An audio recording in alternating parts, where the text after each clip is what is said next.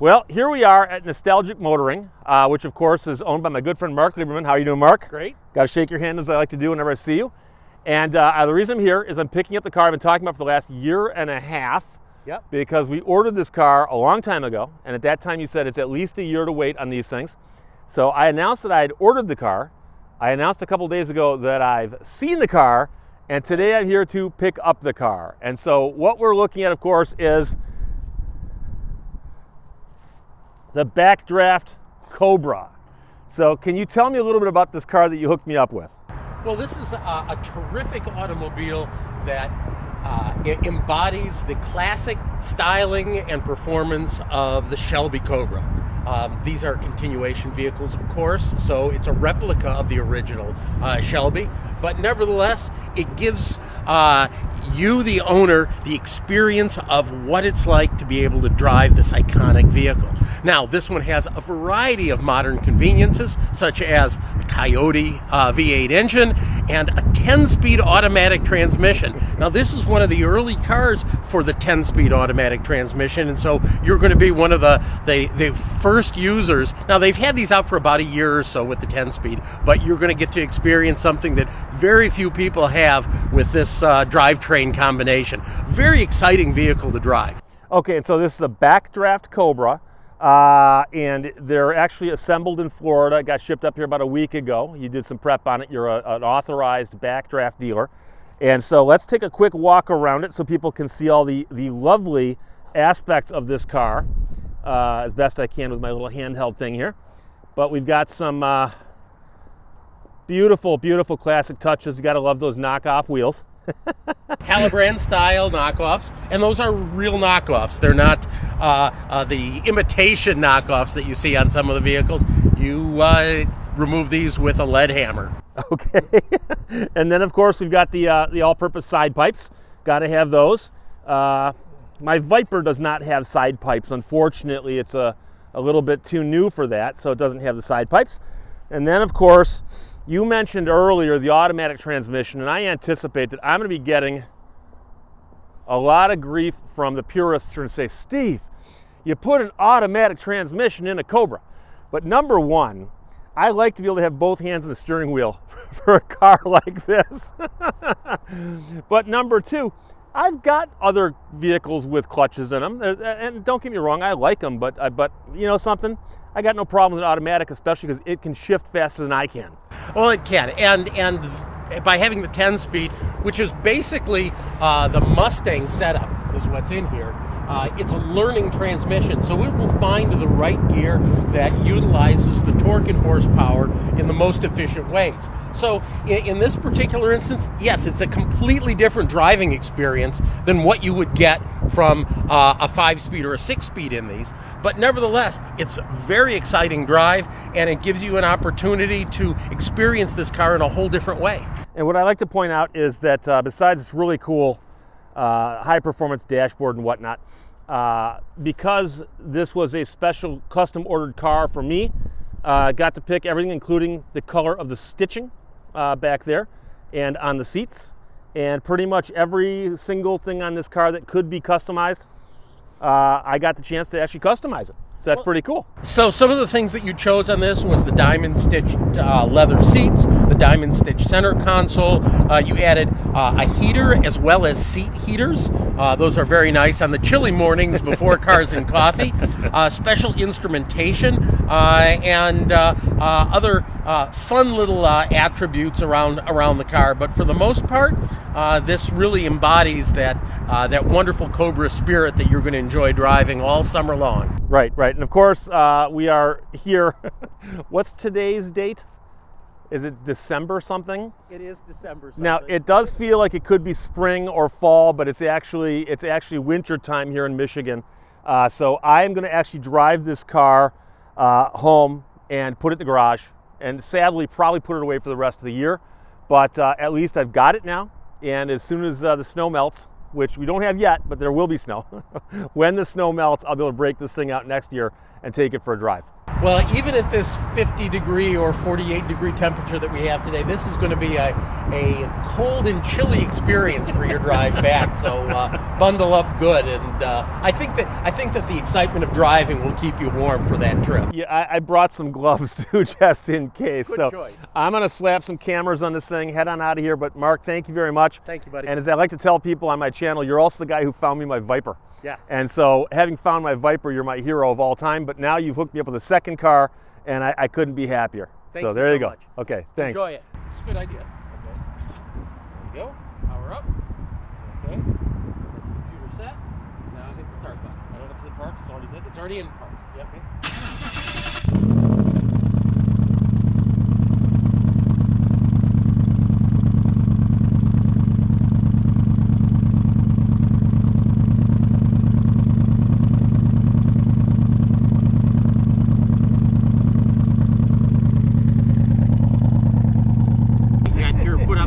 Yes. Then drive. Yep. There you go. Is that what you were waiting for? Yes. It's like the hand of God. There you go. Be careful. Thank you. I will.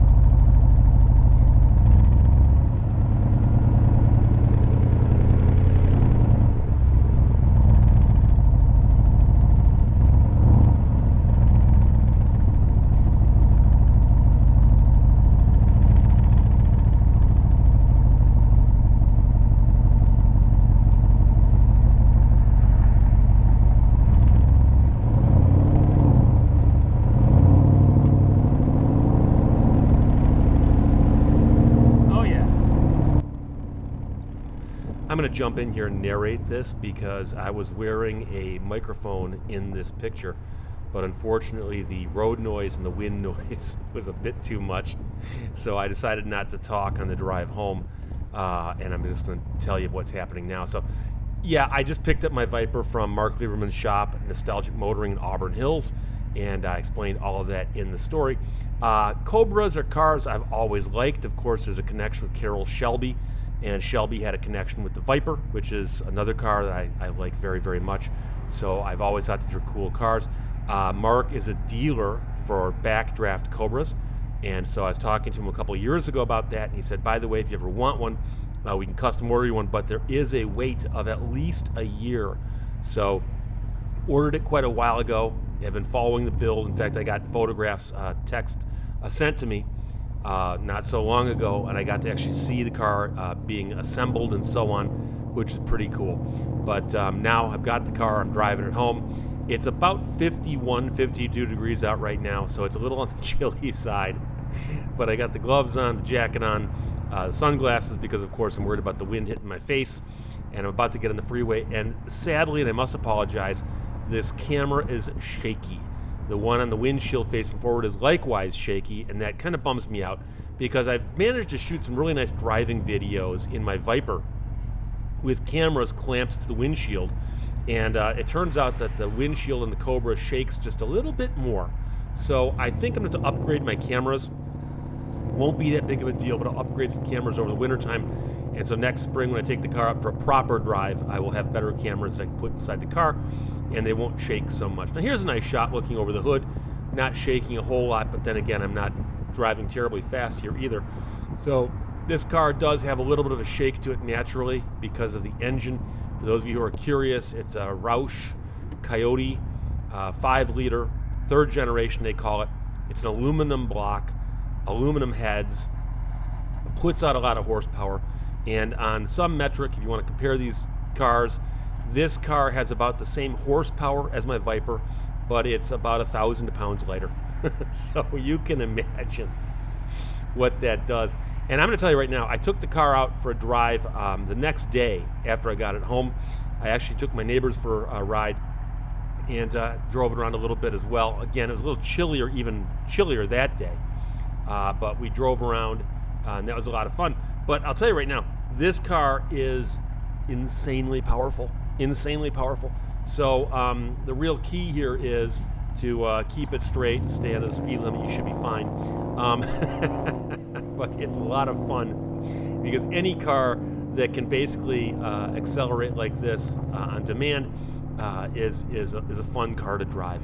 So as we were walking around, we pointed out it's got some pretty neat features. It's got the knockoff wheels, it's got side pipes, it's just, I've always liked the look of the car.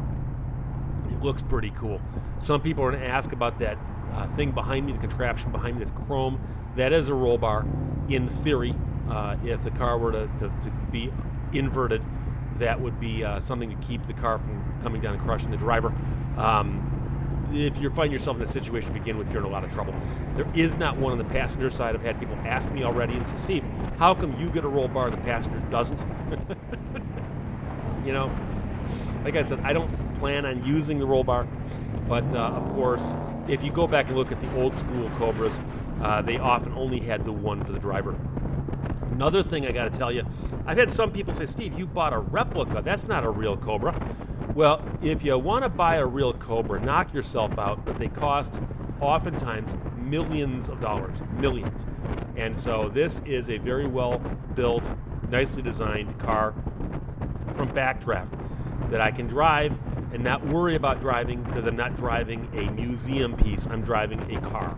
And so I wanted to buy a car that I could drive and enjoy and not worry about every little thing. So if you want to buy yourself a multi-million-dollar Cobra and drive it as you wish, go right ahead. And finally, I have to address, some people are going to actually complain and say, Steve, you bought a car with automatic transmission.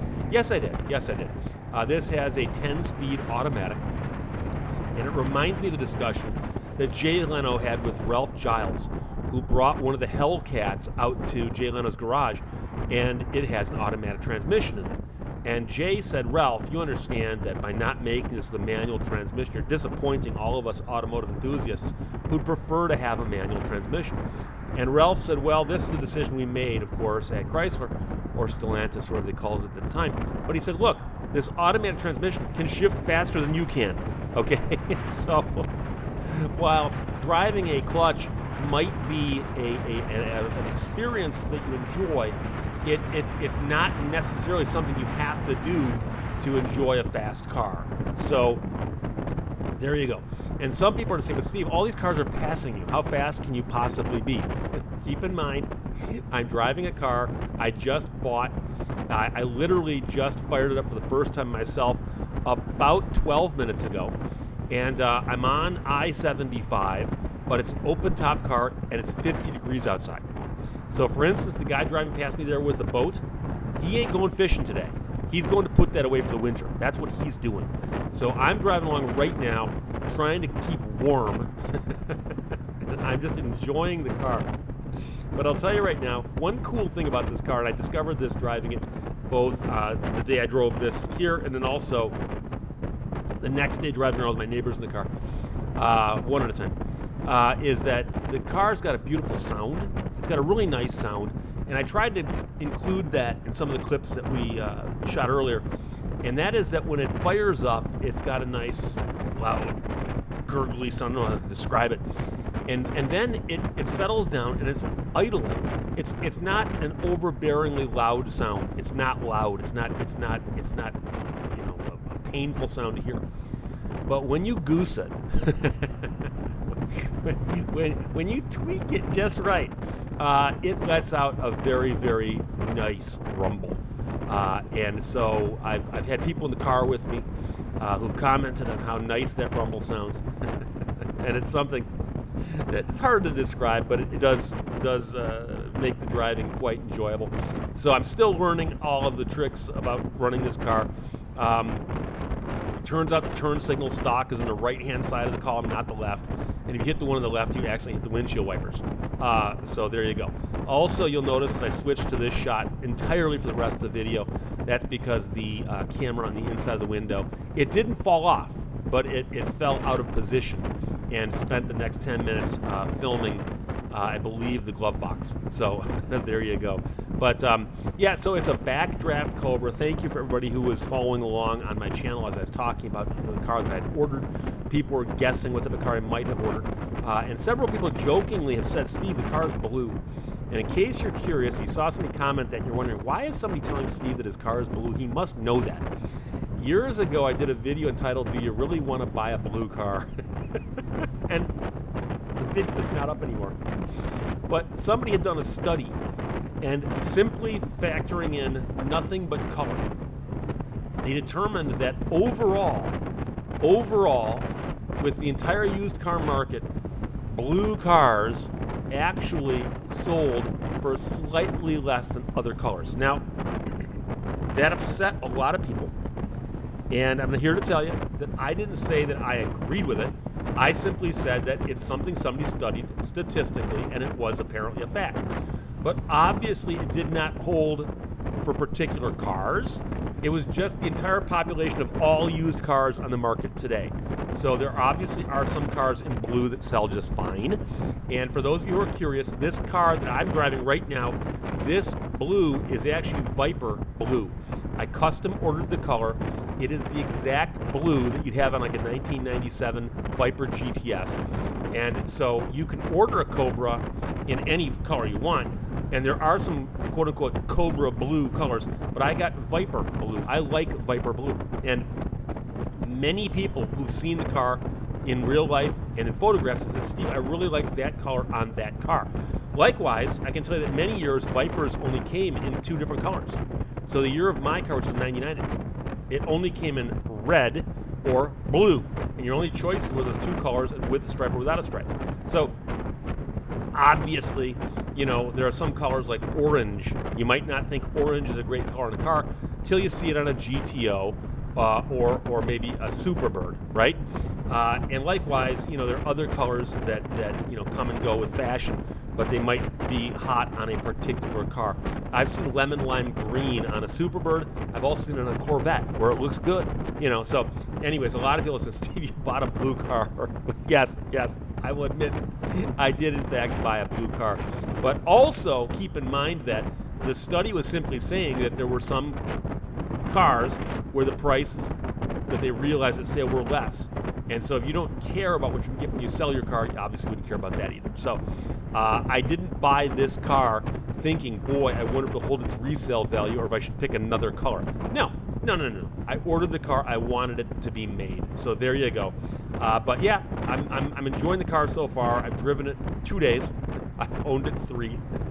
So unfortunately, it is in the garage now, covered, and will not see the outdoors probably until the spring.